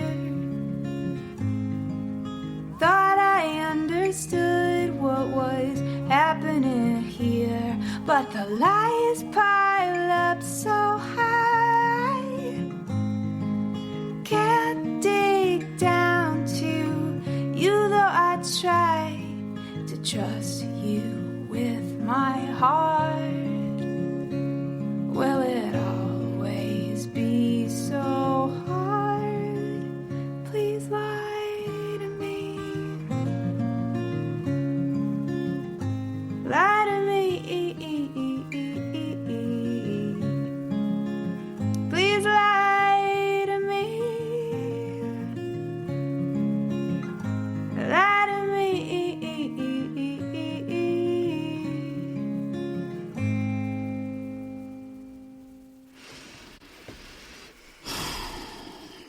This is a beautiful song. Thanks. I think I like this one too. I don't have the session open in front of me. I haven't had the session open in front of me since 2017, so I could be wrong about this, but I would bet some money that this is a one take recording the acoustic guitar and the vocal at the same time. Gosh, I must have been doing this for a long time to be able to listen to this and be like, oh, that doesn't sound like it's overdubbed. Yeah, I mean, we had like a shorthand for it. I can't remember what we would call it, but it was like, I would say to you, like, do it this, whatever we called it. I remember, like, you know, asking for that. Probably just a one take. Yeah. Or something like that. I think that I probably started recording this song the way that I would normally, where I like track the guitar and then I do a vocal and then I like think about what else is going to go on arrangement wise. And you came in after I had recorded the guitar and comped the vocal, and you were like, this doesn't sound right. Start over. And absolutely. I was like, but to be fair, Jenny will only do that if she's like, you're right. Yeah, you know? no, it's very annoying when you're right, but but also helpful. Yeah, I think that I like this. I like this because it's sort of like still getting the name of the song / episode into the chorus whenever we can. But this one, it feels very, very organic here. Yeah. And I also like that the first verse is about Angel. The second verse is about Willow. And then and it's kind of about Angel and Xander too. And the third verse is like about Giles and maybe like a side of Angel. Like, I like that it's kind of like moving through each of the list of lines in the episode. And it doesn't touch on Ford at all. I don't know if we've talked about this already, but that actually, you know, Jenny and I would, of course, like work on lyrics together for a lot of the songs and things like that. But I think one of the biggest ways that we would do like a 1-2 lift when it came to writing these songs when we were both working on them is that I would say, okay. Like everything is more tackleable if it's in like bite-sized bits, you know? And so I would come in and say like, all right, first verse is about this, second verse is about this, third verse is about this. And like the bridge, maybe we want to hit this. And that I think would like give you what you needed to then, instead of feeling like you were in a sea of, you know, I have to make this song capture all of this. How it was like, okay, I need to capture this and then this and then this. And I really, really can like remember that in this song. of breaking it down into the bits. And I love I almost always have my hands in the chorus is like, don't lie to me, but then it's please lie to me. Like, I love a fucking turn like that. So, and I know it happens in quite a few of the buffering songs. But there are certain songs, Jenny, that I hear where like I really miss sitting down and writing a song with you, and this is one of those songs. Like this feels, and I don't remember the specifics, but it just feels like a thing that maybe we were frustrated here or there, but like that was really fun to like fight through and then have this beautiful thing at the end. So maybe one day we can write a song together again. Maybe. Woo! Well, forever my best friend, forever her good friend.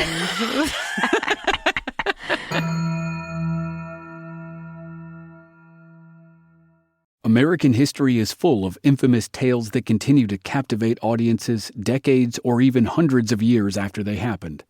On the Infamous America podcast, you'll hear the true stories of the Salem witch trials and the escape attempts from Alcatraz, of bank robbers like John Dillinger and Pretty Boy Floyd, of killers like Lizzie Borden and Charles Starkweather, of mysteries like the Black Dahlia and D.B. Cooper, and of events that inspired movies like Goodfellas, Killers of the Flower Moon, Zodiac, 8 Men Out, and many more. I'm Chris Wimmer. Join me as we crisscross the country from the Miami drug wars and Dixie Mafia in the South, to mobsters in Chicago and New York, to arsonists, kidnappers, and killers in California, to unsolved mysteries in the heartland and in remote corners of Alaska. Every episode features narrative writing and cinematic music, and there are hundreds of episodes available to binge. Find Infamous America wherever you get your podcasts. I'm Amy Nicholson, the film critic for the LA Times. And I'm Paul Scheer, an actor, writer, and director. You might know me from The League, Veep, or my non-eligible for Academy Award role in Twisters. We love movies, and we come at them from different perspectives. Yeah, like Amy thinks that, Joe Pesci was miscast in Goodfellas, and I don't. He's too old. Let's not forget that Paul thinks that Dune 2 is overrated. It is. Anyway, despite this, we come together to host Unspooled, a podcast where we talk about good movies, critical hits, fan favorites, must-sees, and in case you missed them. We're talking Parasite to Home Alone. From Grease to The Dark Knight. We've done deep dives on popcorn flicks. We've talked about why Independence Day deserves a second look. And we've talked about horror movies, some that you've never even heard of, like Ganja and Hess. So if you love movies like we do, come along on our cinematic adventure. Listen to Unspooled wherever you get your podcasts. And don't forget to hit the follow button.